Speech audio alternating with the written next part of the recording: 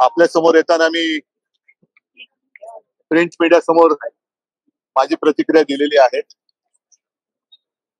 एकूणच हा अर्थसंकल्प म्हणजे अर्थ नसलेला संकल्प आहे। अर्थ दोन्ही अर्थाने, एक तर तिजोरीमध्ये पैसा नाहीये आणि यांच्या संकल्पाला पण काही अर्थ नाही। आचार्य अत्रे असते तर त्यांनी असं म्हटलं असतं की गेल्या 10,000 वर्षात एवढा बोगस अर्थसंकल्प मी पाहिला नाही। या सरकारने निवडणूक लढवताना ज्या काही घोषणा केल्या होत्या त्या घोषणा त्याची जाहिरात मी घेऊन आलेलो आहे आणि ही जाहिरात, या जाहिरातींपायी त्यावेळेला हजारो कोटी किंवा हजारो काय लाखो रुपयांची उधळण केली गेली आणि खाली एक वाक्य आहे, हे वाक्य आता बदलायला पाहिजे। त्याच्यात त्यांनी म्हटलं होतं केलंय काम भारी।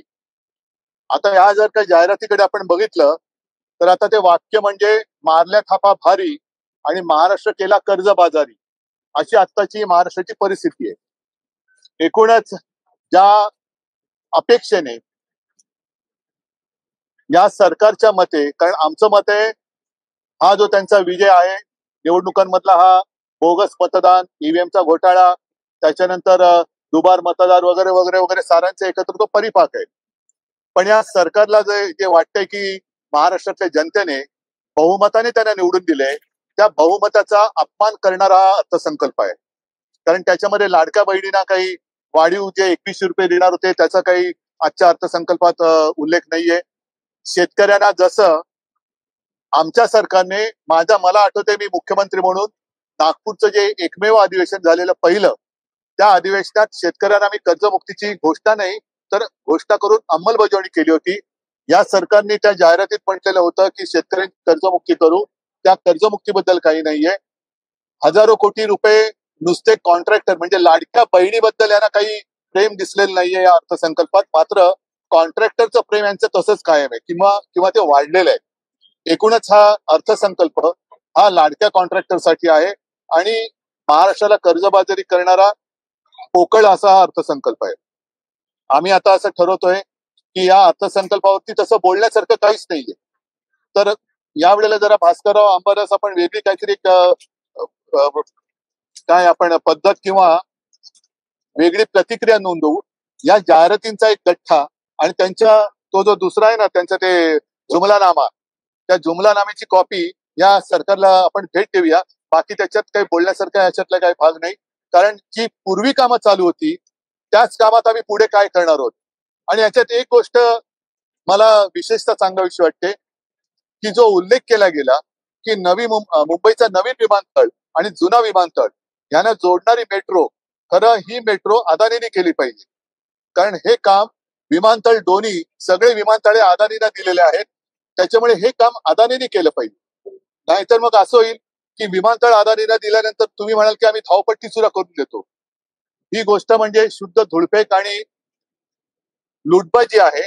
तर जी कामं, मी परत सांगतोय की ही कामं जी कॉन्ट्रॅक्टरच्या हिताची आहेत, आणि मी कालच म्हटलं, कारण देवेंद्र फडणवीस कारण नसताना त्यांनी माझा उल्लेख केला होता की कामांना स्थगिती द्यायला मी काही उद्धव ठाकरे नाही, तर हीच जी कामं जी मी होऊ दिली नसती, कारण केवळ मालकाच्या मित्राचे खिसे भरण्यासाठीची कामं माझ्या राज्याचं नुकसान करून मी होऊ दिली नव्हती आणि ती होऊ दिली नसती, त्यातलीच ही कामं आहेत। आणि एकूणच शेतकऱ्यांना हमी भावाचा कुठे उल्लेख नाहीये। लाडक्या बहिणींचा 30-31 हजार कोटीचा 36,000 कोटी केले, पण 2100 रुपये कधी देणार? म्हणजेच काय की उद्या सूर्य उगवणार आहे आणि मग सर्वांना प्रकाश मिळणार आहे, याच्यात तुमचं कर्तृत्व काय? बरीच कामं ही सांगितली गेली, पण शिवभोजन बद्दल काय हे सांगितलं गेलेलं नाहीये। अशा अनेक गोष्टी या अर्थसंकल्पामध्ये नाहीयेत आणि अनेक गोष्टी ज्या अपेक्षित होत्या त्या देखील दिसत नाही। प्रकल्पासाठी आम्हाला भांडावं लागते, स्थगिती दिली, स्थगिती नाही, मी रद्द केला असता तो प्रकल्प, हे ठामपणाने सांगतो। कारण नेमकं हेच आहे की नाणार प्रकल्प काय, वाढवण प्रकल्प काय, शक्तीपीठ, त्या शक्तीपीठ महामार्गाला विरोध होतोय, तो विरोध डावलून तुम्ही वरवंटा फिरवण्यासारखा विकास हा करू शकत नाही। मी नाणार प्रकल्प, जसं नाणारला आम्ही तो रद्द केला, करून घेतला, याचं कारण चांगले उद्योग गुजरातला, म्हणजे गुजरातला रांगोळी आणि आम्हाला राख, असा त्याचा अर्थ आहे की काय? राख रांगोळी याचा अर्थ म्हणजे रांगोळी तुम्हाला आणि राख आम्हाला, ही आम्ही राग पण तुम्ही घेऊन जा. त्याच्यामुळे नाणार तर आम्ही होऊ दिला नाहीच. असे कोणतेही राज्याच्या विकासाच्याच नव्हे तर पर्यावरणाचा नाश करणारे प्रकल्प, जसं आरेची कारशेड मी रद्दच करणार होतो आणि कांजूर मार्गाला जिथे आम्ही करणार होतो, बरोबर त्यांनी हे सरकार आल्यानंतर आरेची घाई करून कामं करून घेतली आणि ज्या कांजूर मार्गला आम्ही मेट्रोचं स्टेशन किंवा टर्मिनल आणणार होतो ती जागा अदानीच्या रशामध्ये टाकली. हेच तर मी म्हणतोय. पाणीपत असेल, आग्रा असेल, या इथे नवीन स्मारक आणि संभाजी महाराज सुरतेला खरं म्हणजे पहिलं स्मारक सुरतेला बांधायला पाहिजे, कारण जे गद्दारीकडे पहिलं त्यांचा स्टॉप तिकडे होता, तर तिकडे सुद्धा स्वराज्यासाठी छत्रपती शिवाजी महाराजांनी कशी सुरत लुटली होती हे दाखवणारं स्मारक सुरतेला पाहिजे. आणि यांनी संभाजी महाराज, छत्रपती शिवाजी महाराज यांच्या शौर्याच्या गोष्टी करू नये. त्यांनी इकडे तिकडे ते स्मारक जरूर करावी, त्याच्याबद्दल काही मी विरोध करत नाहीये, पण अरबी समुद्रातलं छत्रपती शिवाजी महाराजांच्या स्मारकाबद्दल एक चकार शब्द यांनी काढले नाही. सर, आता तुमची मुख्यमंत्र्यांबरोबर लॉबीमध्ये भेट झाली, काही लॉबिंग झालं नाही.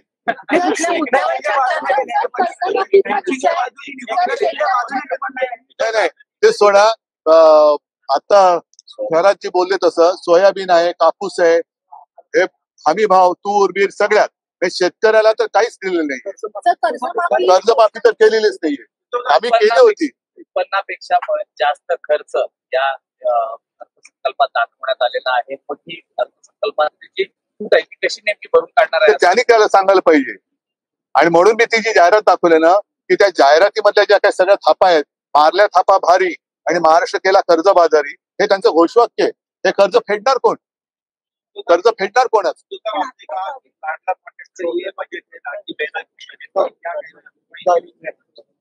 जैसे पिछले साल मैंने कहा था कि बहुत सारे जरूरत जहाँ हो जरूर करिए, विकास हम सबको चाहिए, लेकिन विकास भी उसका कुछ एक नियोजन होना चाहिए.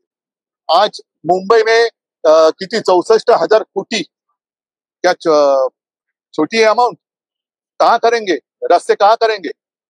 मुंबई में देखिए, पूरे मुंबई में रास्ते है या नहीं है पता नहीं चल रहा है. तो हाँ, और वो भी जो पुरानी कामें चल रही है वो भी उन्होंने गिना है उसमें. तो ये सारी जो कॉन्ट्रैक्ट है मेट्रो के काम, आज जरूरत है क्या?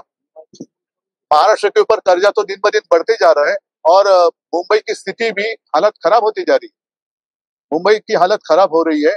हर समय मेट्रो के लिए मुंबई कारपोरेशन से 3,000 करोड़ 2,000 करोड़ वो लेते जा रहे हैं, लेकिन साथ ही साथ मुंबई कारपोरेशन जो सरकार की ओर से 16,000 करोड़ रुपए आना बाकी है, उसके बारे में कुछ कहा नहीं उन्होंने. सर, लाडली रुपए बढ़ाने का वादा किया गया. कुछ नहीं है. सरकार झुटे उनके वादे है, सारे वादे तो है ही नाही. जे मराठीत म्हणतो ना की त्यांचा तो जुमलानामा, तो आम्ही, मला वाटतं उद्या पहिल्यांदा त्या जुमलानामाच्या मुख्यमंत्री महोदयांना तो भेट द्या, की तुम्ही जसा आरसा बघता तसा हा तुमचा जुमलानामा आहे, तो बघा आणि मग तुम्ही या अर्थसंकल्पाला उत्तर द्या.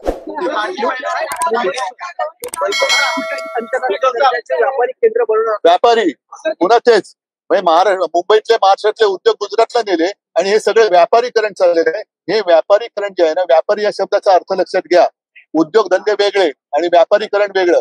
हे व्यापार करणारीच लोक आहेत आणि म्हणून त्यातले जे काही बारकावे आहेत ते लक्षात घेऊन कामगार कायदे बदलणार. म्हणजे व्यापाऱ्यांसाठी, कॉन्ट्रॅक्टरसाठी सगळे सरकार काम करते. गोरगरीब कामगार असतील, शेतकरी असतील, याच्यासाठी काही नाहीये.